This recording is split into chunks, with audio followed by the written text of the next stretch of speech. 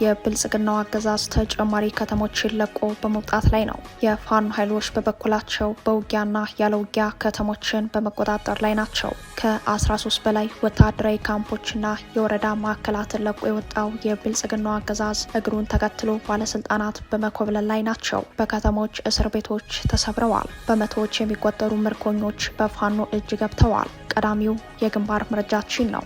በሸዋ ለከበባ የገባው የአገዛዙ ጥምር ጦር ከባድ ወታደራዊ ኪሳራ አስተናግዷል። ጀነራል ተፈራ ማሞን ለማፈን ልዩ ተልዕኮ የወሰደው የብልጽግና አየር ወለድ ኮማንዶ በሸዋ ተራሮች ምን ገጠመው ለሚለው ዝርዝር መረጃውን ይዘናል።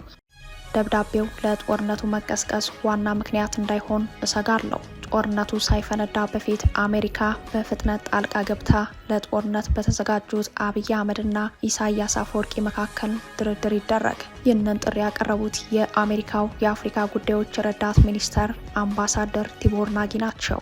በሌላ በኩል የአስመራው መንግስት ለ4 ኪሎ ይፋዊ ደብዳቤ ምላሽ ሰጥተዋል። ምላሹ ምን ይላል? ዜናችን ምላሽ አለው።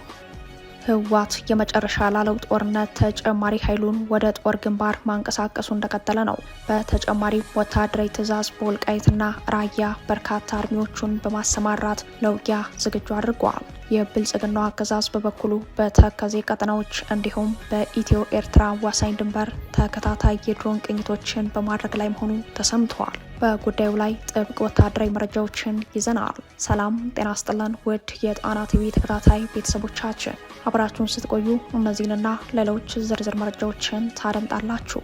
የጣቢያችን የሰዓቱ ዜና መረጃና ዜና ትንታኔዎቻችን እነሆ ተጀምረዋል። እስከ መጨረሻው አብራችሁ እንድትቆዩ አክብሮታዊ ግብዣችን ነው። የብልጽግናው አገዛዝ ተጨማሪ ከተሞችን ለቆ በመውጣት ላይ ነው። የፋኖ ኃይሎች በበኩላቸው በውጊያና ያለውጊያ ከተሞችን በመቆጣጠር ላይ ናቸው። ከ13 በላይ ወታደራዊ ካምፖችና የወረዳ ማዕከላትን ለቆ የወጣው የብልጽግናው አገዛዝ እግሩን ተከትሎ ባለስልጣናት በመኮብለል ላይ ናቸው። በሸዋ ለከበባ የገባው የአገዛዙ ጥምር ጦር ከባድ ወታደራዊ ኪሳራ አስተናግዷል። ጀነራል ተፈራ ማሞን ለማፈን ልዩ ተልዕኮ የወሰደው የብልጽግና አየር ወለድ ኮማንዶ በሸዋ ተራሮች ድል አልቀናው፣ ይልቁንም የጦር ወንጀሎችን በመፈጸም ላይ መሆኑ ተሰምተዋል። የብልጽግናው አገዛዝ ከተለያዩ የወረዳ ከተሞች ሰራዊቱን ማስወጣቱ እንደቀጠለ ነው። በተለይም ደቡባዊ ቀጠናዎች ከሚገኙ የወረዳ ከተሞች በርካታ ጦሩን ማስወጣቱን ተከትሎ የፋኖ ኃይሎች ከተሞችን መቆጣጠራቸው እንደቀጠለ ነው። ስማዳ፣ እስቴ፣ አንዳቤት፣ ሐሙሲት፣ ታሽጋይንት፣ አረብ ገበያ፣ ልጫ፣ ወለላ ባህር፣ አጃ፣ አይሳ፣ እብናት፣ ጓኋላ፣ በለሳ ጓኋላ፣ ኪንፋዝ በገላ፣ አርባያ፣ ሌሎችም አካባቢዎች ለቆ መውጣቱ በአካባቢዎቹ ለሚገኙ ባለስልጣናት ከፍተኛ ጭንቀት ፈጥረዋል። ከአካባቢያቸው ራሳቸውን ሰውረው ወደ ባህር ዳር የኮበለሉ እንዳሉም ተሰምተዋል። የብልጽግና ሰራዊት ከነዚህ ቀጠናዎች የነበሩትን ካምፖች፣ ምሽጎችና የውጊያ ቀጠናዎችን ለቆ ሲወጣ የፋኖ ኃይሎች በውጊያና ያለ ውጊያ ከተሞችን በመቆጣጠር ላይ መሆናቸውን የጠቆሙት የአካባቢው ምንጮች በጎንደር በትንሹ 13 የወረዳ ከተሞችንና መለስተኛ ማዕከላትን የአገዛዙ ጦር ለቆ እንደወጣ ጠቁመዋል። ይህንን ተከትሎ የፋኖ ኃይሎች በተቆጣጠሯቸው ከተሞች የሰዓት እላፊ እንዳወጁ ጊዜያዊ አስተዳደርና ኮማንድ ፖስት እንዳዋቀሩም ተሰምተዋል። በጎንደር ስማዳ ወረዳ የፋኖ ኃይሎች የወረዳዋን ዋና ከተማ ወገዳ ከተማን በውጊያ የተቆጣጠሩ ሲሆን የአገዛዙ ጦር ጓዙን ጠርንፎ ሊወጣ ሲል በተከፈተው ውጊያ በርካታ የአገዛዙ ጦር ሞትና ቁስለኛ እንደሆኑ ከፋኖ ምንጮች ሰምተናል። የወገዳ ከተማ እስር ቤት እንደተሰበረ፣ እስረኞች ነጻ መውጣታቸውን የገለጹት ምንጮች በዚህ አውደ ውጊያ በርካታ ምርኮኞች በፋኖ እጅ እንደሚገኙ፣ የቡድን የጦር መሳሪያዎችን ጨምሮ በሺዎች የሚቆጠሩ ተተኳሾች በምርኮ ገቢ መደረጋቸውን በግንባር መረጃው ላይ ተመላክተዋል። ይህ ዜና እስከተጠናቀረበት ሰዓት ድረስ የአገዛዙ መከላከያ ሰራዊት በደቡብ ጎንደር ከ18 ከተሞችና ወረዳ አስተዳደሮች ውስጥ ከ13 በላይ የሚሆኑት ዋና ዋና ካምፖቹ ቀጠናዎቹን ለቆ ወጥተዋል። መከላከያ የለቀቃቸው አካባቢዎችን ፋኖ ከተቆጣጠረ በኋላ ጊዜያዊ ኮማንድ ፖስትና የሰዓት እላፊ አውጀዋል። በሌላ በኩል አፋብን ሸዋ ጠቅላይ ግዛት እዝ ለከበባ የገባውን የአገዛዙን ጦር መልሶ በመክበብ ከፍተኛ የተባለ ሰብአዊና ወታደራዊ ኪሳራ ማድረሱ ተሰምተዋል። በግንባሩ ከጥር 26 ቀን ጀምሮ እስከዚህ ዕለት እየተደረገ ባለው ከፍተኛ ትንቅንቅ ሸዋ ላይ ለከበባ የገባው የአገዛዙ አየር ወለድ ኮማንዶ ሰራዊት በስቦ መምታት የውጊያ ስልት በፋኖ ኃይሎች ጠንካራ ምት እያረፈበት ይገኛል። እንዲያም ሆኖ የፋኖን መልሶ ማጥቃት መቋቋም ያቃተውና ወታደራዊ ሽንፈት የገጠመው የአገዛዙ ሰራዊት ንጹሃኖችን በግፍ መጨፍጨፉ ተሰምተዋል። በይፋትና ጥሙጋ አውራጃ በኤፍራታና ግድም ማኛ ቀበሌ ዘንቦ ቀበሌ ልዩ ቦታው ግንብ ተብሎ በሚጠራው አካባቢ 14 አርሶ አደሮች በአሰቃቂ ሁኔታ መገደላቸውን የግንባር ዘጋቢያችን ያደረሰን መረጃ ያሳያል። በፋኖ መልሶ ማጥቃት ከባድ ወታደራዊ ኪሳራ የገጠመው አገዛዙ በሸዋ የስልክና ኢንተርኔት እንዲሁም የመብራት አገልግሎቶች በማቋረጥ ከኬሚሴ ታጣቂዎችን በማስገባት ከመከላከያ ሰራዊቱ ጋር አቀናጅቶ በንጹሐን ላይ ጭፍጨፋ መፈጸሙን የጣና ዘጋቢ ያሰባሰባቸው የግንባር መረጃዎች ያሳያሉ። በሌላ መረጃ የብልጽግና ጦር በሸዋ ቀጠናዎች በከፈተው መጠነ ሰፊ ዘመቻ የፋኖ ዋና ዋና አመራሮችን ኢላማ ያደረገ ልዩ ኤሊት ፎርስ ተልዕኮ የሰጠ ሲሆን በዚህ ልዩ ተልዕኮ አገዛዙ ዋና ኢላማ ውስጥ ካስገባቸው አመራሮች አንዱ ጄኔራል ተፈራ ማሞ መሆናቸው ተጠቁመዋል። ጄኔራሉን ለማጥቃት ጄኔራሉ ይገኙበታል ወደ ተባለው ቦታ በ5 አቅጣጫ ልዩ አየር ወለድ ኮማንዶ ከሜካናይዝድ ጋር ማስገባቱን፣ ሆኖም አገዛዙ ያሰበው ወታደራዊ ዘመቻ በከፍተኛ ኪሳራ ውጤት እንደራቀው በግንባር መረጃው ላይ ተመላክተዋል። አገዛዙ በሁሉም ቀጠና በሄሊኮፕተር የታገዘ መጠነ ሰፊ ማጥቃት ያደረገ ሲሆን በአንዳንድ አውደ ውጊያ ቀጠናዎች ጸረ ማጥቃት በማድረግ ተመቶ መመለሱን፣ ሆኖም የፋኖ አመራሮችን ኢላማ አድርጎ የገባው ጦር አሁንም እንዳልወጣና ውጊያዎች እንደቀጠሉ መሆኑ ተሰምተዋል። ለዚህ ልዩ ተልዕኮ አገዛዙ ከትናንት የካቲት 1 ቀን በተደጋጋሚ በሄሊኮፕተር ሰራዊት እንዳራገፈ የጠቆሙት ምንጮች አገዛዙ ቤት ለቤት እየገባ ጄኔራል ተፈራ ማሞን ካላመጣችሁ እያለ ንጹሃንን እየረሸነና እየደበደበ እንደሚገኝ ለጣና ዘጋቢ አስረድተዋል። ይህንን ተከትሎ በርካታ አርሶ አደሮች በአሰቃቂ ሁኔታ መገደላቸው፣ ቤትና ንብረት መውደሙን የጠቆሙት የአካባቢ ምንጮች አርሶ አደሮቹ የምትሉትን ሰው አይተነው አናውቅም የሚል ምላሽ ቢመልሱም በጅምላ እርምጃ እንደተወሰደባቸው፣ ይህንን ተከትሎ በርካታ መንደሮች ሰው አልባ እንደሆኑ አርሶ አደሮችም ወደ ጫካ መሰደዳቸውን ገልጸዋል። ደብዳቤው ለጦርነቱ መቀስቀስ ዋና ምክንያት እንዳይሆን እሰጋለሁ። ጦርነቱ ሳይፈነዳ በፊት አሜሪካ በፍጥነት ጣልቃ ገብታ ለጦርነት በተዘጋጁት አብይ አህመድና ኢሳያስ አፈወርቂ መካከል ድርድር ይደረግ። ይህንን ጥሪ ያቀረቡት የአሜሪካ የአፍሪካ ጉዳዮች ረዳት ሚኒስተር አምባሳደር ቲቦር ናጊ ናቸው። አምባሳደሩ የአሜሪካን ጣልቃ ገብነት የጠየቀ የድርድር ጥሪ ያቀረቡት የብልጽግናው አገዛዝ በትናንትናው ዕለት ለአስመራ መንግስት የፖለቲካና የዲፕሎማሲ ሸፍጥ ትርጉም ያለው ደብዳቤ መላኩን ተከትሎ ነው። ደብዳቤው የኤርትራ መንግስት ጦሩን ከተቆጣጠራቸው የኢትዮጵያ ግዛት ያስወጣ የሚል መሆኑን ያስታወሱት አምባሳደሩ ይህ መልእክት ውጥረቱ ከፍተኛ ደረጃ ላይ መድረሱንና የጦርነቱን አደገኛ ምዕራፍ ላይ መድረስ አመላካሽ መሆኑን በመግለጽ በአብይና ኢሳያስ መካከል አፋጣኝ የድርድር ጥሪ አቅርበዋል። አምባሳደሩ በኢትዮ ኤርትራ መካከል ዳግም ጦርነት ሊቀሰቀስ ይችላል የሚለው ስጋት የአሜሪካን ከፍተኛ ትኩረት የሚሻ ጉዳይ ነው ሲሉ በኤክስ ገጻቸው ላይ ባሰፈሩት መልእክት ገልጸዋል። ደብዳቤውን በጥርጣሬና ለጦርነት መቀስቀስ ምክንያት በሚል አውድ የተረዱት አምባሳደሩ ደብዳቤው አንድም ዲፕሎማሲያዊ ትኩረት ለማግኘት፣ ሁለትም ጦርነቱን ለመቀስቀስ የተሰጠ ምክንያት እንደሆነ ስጋታቸውን ጠቁመዋል። ከዚህ አንጻር አምባሳደሩ አሜሪካ በሁሉም የዓለም ጉዳዮች ላይ እጇን ማስገባት ባይኖርባትም በአፍሪካ ቀንድ እያደረገች ያለው የአብይና የኢሳያስን የጦርነት ጉዞ ግን ፈጽሞ ችላ ማለት የማይገባት ነው ብለዋል። በኢሳያስና አብይ የሚነሳው ጦርነት ሊታሰብ የማይችል ጥፋት ሊያስከትል እንደሚችልም አምባሳደሩ አስጠንቅቀዋል። አምባሳደሩ ለድንበር ተሻጋሪ ጦርነቱ መቀስቀስ ተጨባጭ ስጋት ያሏቸውን ማሳያዎች አያይዘው ጠቅሰዋል። በቀዳሚነት የአብይ አህመድና የኢሳያስ አፈወርቂ አስተዳደሮች በባህር በር ጉዳይና በጦር መሳሪያ ዝውውር የሚካሰሱበትን አውድ ከጦርነት ነጋሪት ጉሰማው መካከል አንዱ መሆኑን ገልጸዋል። አምባሳደር ቲቦር ናጊ ከዚህ ቀደም በሰጡት አስተያየት ኢትዮጵያና ኤርትራ ወደ ጦርነት ቢያመሩ አትራፊዋ ግብጽ ነች ማለታቸው ይታወሳል። ይህ በእንዲህ እንዳለም የአስመራው መንግስት በማስታወቂያ ሚኒስተሩ በኩል ዛሬ የካቲት 2 ቀን ምላሽ ሰጥተዋል። የኤርትራ የማስታወቂያ ሚኒስተር የኢትዮጵያ የውጭ ጉዳይ ሚኒስተር ትናንት በኤርትራ ላይ ያቀረበው ክስ በሰጠው ምላሽ መሰረተ ቢስ የፈጠራና አስደናቂ ነው ሲል የብልጽግናን ይፋዊ ደብዳቤ በጽኑ ተቃውሟል። ሚኒስተሩ ዛሬ በወጣው መግለጫ ብልጽግና የጻፈው ደብዳቤ ክስ በይዘቱ የፈጠራ ነው ሲል ያጣጣለው ሲሆን ከደብዳቤው በስተጀርባ ያለው ተነሳሽነት እጅግ አስገራሚ ሲል ገልጾታል። ደብዳቤው በኤርትራ ላይ ሲካሄድ የቆየው የጸብ አጫሪነት ዘመቻ አካል እንደሆነም ገልጸዋል። የአስመራው መንግስት ትርጉም ለሌለው ንትርክ ፍላጎት እንደሌለው ባስታወቀበት ምላሹ የብልጽግናውን ደብዳቤ ሁኔታውን የሚያባብስ ብሎታል። መግለጫው አክሎም የኢትዮጵያ መንግስት በኤርትራ ላይ የከፈተው የጠላትነት ዘመቻ አደገኛ አቅጣጫ እየያዘ መምጣቱን አሳሳቢነት ገልጿል። በጥቅሉ የአስመራው መንግስት ምላሽ በኢትዮጵያው ገዢ በኩል የሚሰነዘሩ ውንጀላዎች ሁሉ የሀገሪቱን ስም ለማጥፋትና ቀጠናውን ይበልጥ ግጭት ውስጥ ለመክተት የታለሙ ናቸው የሚል ሆኖ ታይተዋል።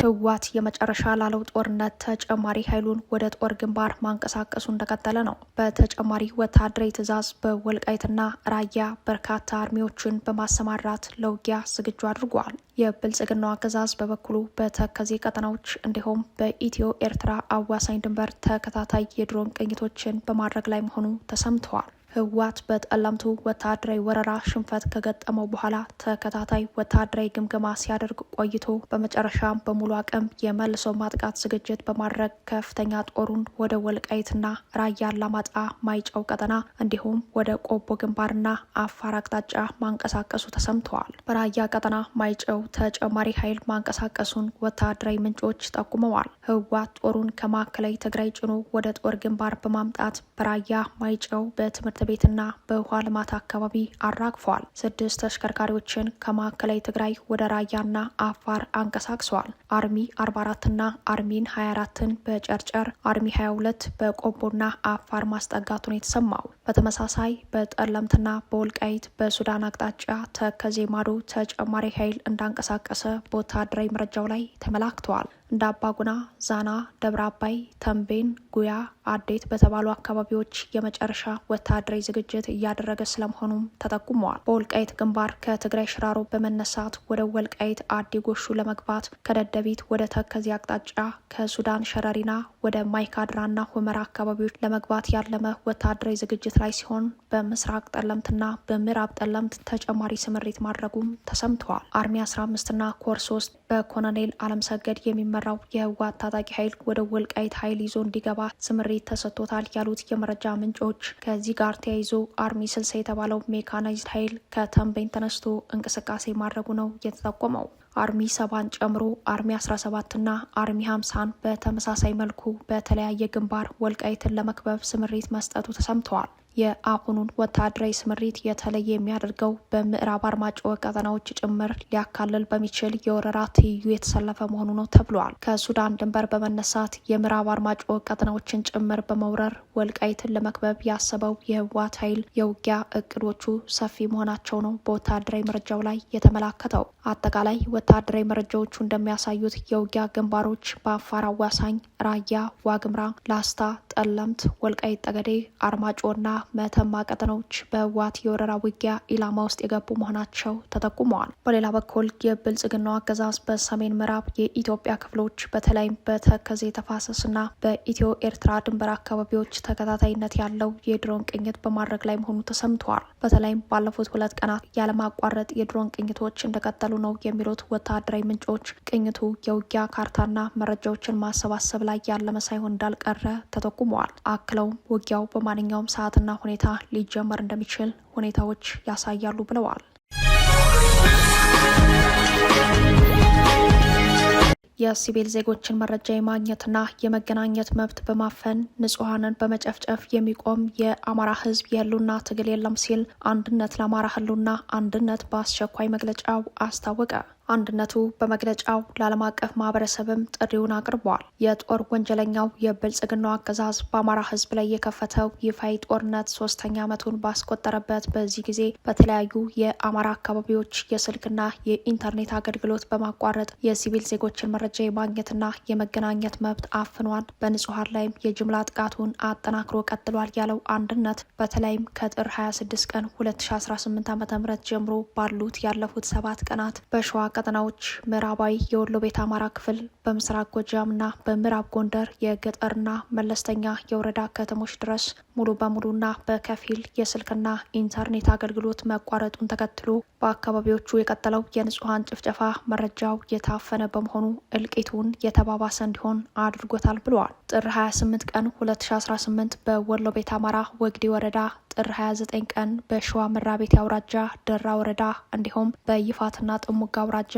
በኤፍራታና ግድም በብልጽግናው አገዛዝ በተፈጸሙ ጭፍጨፋዎች 100 የሚደርሱ ንጹሐን ሙትና ቁስለኛ ሆነዋል። ይህ መረጃ ከፊል ስልክ በሚሰራባቸው አካባቢዎች ብቻ የተገኘ ሲሆን አረመኔው አገዛዝ የሲቪል ዜጎችን መረጃ የማግኘትና የመገናኘት መብት በማፈን እየፈጸማቸው ያሉ የጦር ወንጀሎች ከዚህም በላይ የከፋ እንደሚሆን ነው አንድነት በመግለጫው ያመላከተው። በተለይም በታሪካዊና የአባቶቻችን ርስት በሆነው የሸዋ ምድር የስልክና ኢንተርኔት አገልግሎት በአመዛኙ ክፍል የተቋረጠ በመሆኑ በጦር አውድማ ያልተሳተፉ ንጹሐን በጅምላ በድሮን በመድፍና በሌሎች ከባድ መሳሪያዎች እየተፈጁ በሚገኝበት በዚህ ጊዜ በውስጥም ሆነ በውጭ ያለው የአማራ ኃይል የአማራ ሕዝብ ወዳጆችና ሀገር ወዳድ ኢትዮጵያውያን ዝምታ መምረጣቸው አሳሳቢ ሆኗል ሲል ዝምታው እንዲሰበር ጥሪውን አቅርበዋል። ሴቶች፣ ህጻናት፣ እናቶች፣ አባቶች፣ አዛውንቶች፣ ያልታጠቁ ንጹሐን በአማራዊ ማንነታቸው ብቻ የጥቃት ተጋላጭ ሆነው በሰማይ በድሮን በምድር በዘመናዊ ተወንጫፊ ከባድ መሳሪያዎች በጅምላ ሲጨፈጨፉ በዝምታ ማየት ሊቆም ይገባል ያለው አንድነት ከሁሉም በላይ አሳሳቢ ነገር የዓለም አቀፍ ማህበረሰብ አገዛዙ በአማራ ህዝብ ላይ የሚፈጽማቸውን ማንነት ተኮር ወንጀሎች ትኩረት እንደነፈጋቸው መሆኑ ነው ብለዋል። አንድነት ለአማራ ህሉና በመግለጫው ላይ እንዳመላከተው ዛሬም እንደ ትናንትናው የአማራ ህዝብ ስቃይና መከራ በዓለም አቀፍ ማህበረሰብ ዘንድ ትኩረት የተነፈገው በወገን ዝምታ አቅምና ችሎታችንን ወደ አንድ ቋት በማምጣት መሬት ላይ የቀጠለውን በደል በተደራጀ መልኩ ባለማስረዳታችን ነው ብለዋል። ስለሆነም በማለት የሚቀጥለው የአንድነቱ መግለጫ አንደኛ የአገዛዙን የጦር ወንጀል ለማጋለጥ ሁሉም አማራና የአማራ ትግል ደጋፊዎች ለዓለም አቀፍ ማህበረሰብ በተደራጀ ሁኔታ ድምጻችንን እንድናሰማ በተለይም የአማራ ማህበራትና ልዩ ልዩ አደረጃጀቶች በበርካታ የአማራ አካባቢዎች የስልክ ግንኙነትና ኢንተርኔት ተቋርጦ በአገዛዙ የሚፈጸመውን የጦር ወንጀል ለዓለም አቀፍ ማህበረሰብ በተደራጀ መልኩ የማጋለጥ ኃላፊነታችንን በጋራ አቅም እንድንወጣ ጥሪያችንን እናቀርባለን ያለ ሲሆን ሁለተኛ የብልጽግናው አገዛዝ የሲቪል ዜጎችን መረጃ የማግኘትና የመገናኘት መብት በማፈን በንጹሐን የአማራ ተወላጆች ላይ እየፈጸማቸው ያሉ የድሮን ጥቃቶችን ጨምሮ ሌሎች የጦር ወንጀሎችንም የሚመረምር ገለልተኛ የሆነ ዓለም አቀፋዊ አጣሪ ቡድን እንዲቋቋምና በውጤቱ መሰረት ተጠያቂዎች ለፍርድ እንዲቀርቡ እንጠይቃለን ብለዋል። በአጠቃላይ ዓለም አቀፍ ማህበረሰብ በኢትዮጵያ ውስጥ እየተካሄደ ያለውን ሁለንተናዊ ትግል በተለይም ይዘቱ ልዩ የሆነውን የአማራ ሕዝብን የጸረ ጄኖሳይድ ራስን የመከላከል የህልውና ትግል በአግባቡ እንዲረዳውና ጥርት ያለ አቋም እንዲይዝ ጥሪውን ያቀረበው አንድነት በብልጽግናው አገዛዝ የሚመራው ስርዓተ መንግስት ክሽፈት በሀገራዊ ደረጃ ከመወሰን አልፎ ወደ ጂኦ ፖለቲካዊ ምስቅልቅል እያደገ እንደሚገኝም አመላክተዋል። የዚህ መነሻ ስረ ምክንያት በአጠቃላይ ብሔር ተኮር በተለይ ደግሞ አማራ ጠል በሆነው ስርዓታዊ ዘረኛ ፖሊሲ የሚመራ እንደሆነ በመግለጫው ያስረዳው አንድነት በአደጋው ልክ መፍትሄ እንዲመጣ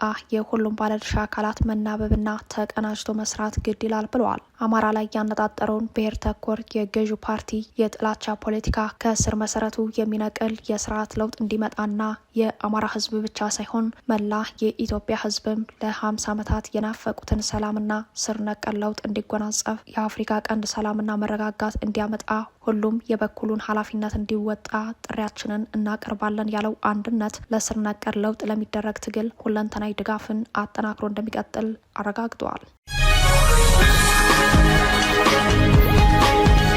የሶማሊያው ፕሬዝዳንት ሀሰን ሼክ መሐመድ ከግብጽ አቻቸው ፕሬዝዳንት አልሲሲ ጋር በካይሮ መክረዋል። ሁለቱ መሪዎች በሁለቱ ሀገራት የሁለትዮሽ ጉዳዮች፣ በቀይ ባህር ጉዳይና በአፍሪካው ቀንድ ወቅታዊ ጂኦፖለቲካ ላይ መምከራቸውን የግብጽ ሚዲያዎች ዘግበዋል። ከምክክሩ በኋላ ከቀይ ባህር አዋሳኝ ውጭ የሆነ ሌላ ሀገር ወደ ቀይ ባህር እንዲወጣ አንፈቅድም የሚል መግለጫ መሰጠቱን ዘገባው አመላክቷል። ግብጽ የብልጽግናን ዲፕሎማሲያዊ ውድቀት ተመርኩዛ ኢትዮጵያን ለመክበብ የምታደርገው የተሳካላት መስሏል። ከሱዳን፣ ጅቡቲ፣ ኤርትራ፣ ሶማሊያ የመሰሉ የኢትዮጵያ ተዋሳኝ ጎረቤት ጋር በወታደራዊ ደህንነት፣ ዲፕሎማሲያዊና የኢኮኖሚ ልማት ትብብሮች አጋርነቷ አሳድጋ በምትገኝበት በዚህ ጊዜ በአንጻሩ የኢትዮጵያው ገዢ ከጎረቤት ሀገራት ጋር ያለው ቅራኔ እያደገ መሄዱ ቀጥሏል። የሶማሊያው ፕሬዝዳንት ሐሰን ሼክ መሐመድ ወደ ካይሮ ያመሩት ሀገራቸው ሶማሊያ አልሸባብ ከደቀነው ችግር ባለፈ በራሱ በመንግስታቸው ፖለቲካ ውስጥ ከፍ ያለ ውጥረት በነገሰበት ወቅት ነው። ሶማሊያ ከተደቀነባት የሽብር ስጋት በተጨማሪ ውስጡን እየሄደ ባለ የፖለቲካ ውጥረትና ሽኩቻ ውስጥ ትገኛለች። በሶማሊያ ምርጫ ደርሷል። ህገ መንግስቱን ማሻሻል አለብን በሚል ፓርላማው ከቃላት ንትርክ እስከደረሰበት ግብግብ ደርሷል። የሀገሪቱ ህገ መንግስት አንድ ፕሬዝዳንት ማገልገል የሚገባው ለ2 ጊዜያት ያክል ብቻ ነው ቢልም ለ2 ጊዜያት ያክል የሶማሊያ ፕሬዝዳንት ሆነው ያገለገሉት ፕሬዝዳንት ሐሰን ሼክ መሐመድ ለ3ኛ ጊዜ ፍቀዱልኝ በማለት የህገ መንግስት መከራከሪያ ነጥብ ይዘው መጥተዋል። ሐሰን ሼክ መሐመድ እንደ አውሮፓውያን አቆጣጠር በ2012 ተመርጠው ሀገሪቱን በፕሬዝዳንትነት ሲያገለግሉ በመሀል ሌላ ሰው ገብቶ እንደገና ተመልሰው የመጡት እንደ አውሮፓውያን አቆጣጠር በ2022 ነው። ፕሬዝዳንቱ ግን በተከታታይ የምርጫ ጊዜያት ስላልመራውና መሀል ላይ ሌላ መሪ ስለገባ እንደ አንድ የመሪነት ጊዜ ይቆጠርልኝ በማለት እየሞገቱ ይገኛሉ። በሌላ አቅጣጫ የእሳቸው ተቃዋሚዎች ምን ሲደረግ በማለት አጥብቀው እየሞገቷቸው ይገኛሉ። በአጠቃላይ ህገ መንግስቱን እናሻሽላለን ብሎ ጉባኤ የተቀመጠው የሀገሪቱ ፓርላማ በአንድ አንቀጽ ላይ ሳያወያይ በር ዘግቶ ቡጢ ሲሰናዘር ከርመዋል። በሀገሪቱ የአልሸባብና የአይኤስኤስ ጥምረት ሌላ ፈተና ሆኖ እንደቀጠለ ነው። ሶማሊያ በዚህ አይነት የውስጥ የፖለቲካ ውጥንቅጥ ውስጥ ብትገኝም በሌላ አቅጣጫ ደግሞ ራሷን በቀጠናዊው ሌላ የፖለቲካ መጠላለፍ ውስጥ በመክተት የቱርክ፣ የግብጽ፣ የሳውዲና የኳታር ጥምረት ወይንም ግንባር አስተናጋጅ ሆና ተገኝታለች። ሁሉም የየራሳቸውን ፍላጎት በሶማሊያ ለማስፈጸም በዲፕሎማሲ ሩጫ ላይ ይገኛሉ። በተለይም የግብጽ ሩጫ የኢትዮጵያን ብሔራዊ ደህንነት አደጋ ላይ የሚጥል መሆኑ አሳሳቢ ሆኗል። የብልጽግናው አገዛዝ የዲፕሎማሲ ውድቀት ውጥንቅጡ የጦርነት ድግስ የሽብር ስጋት ባጠላበት የአፍሪካ ቀንድ የኢትዮጵያን ተጋላጭነት በከፋ ሁኔታ አሳድጎታል። ክቡራትና ክቡራን ቤተሰቦቻችን ለሰዓቱ የተሰናዱት መረጃዎቻችን የተከታተሏችኋቸውን ይመስሉ ነበር። አብራችሁን ስለቆያችሁ ልባዊ ምስጋናችን ይድረሳችሁ እያልን የጣና ቲቪ ወቅታዊ ዜናዎች፣ ትንታኔዎችና ልዩ ልዩ ፕሮግራሞች እንዲደርሷችሁ ቻናላችን ሰብስክራይብ በማድረግ ቤተሰብ ይሁኑ። በተሳትፎ የትግል ሚዲያው እንዲያጠናክሩ ጥሪያችን እናቀርባለን። ጣና ቲቪ ከሀቅ ጋር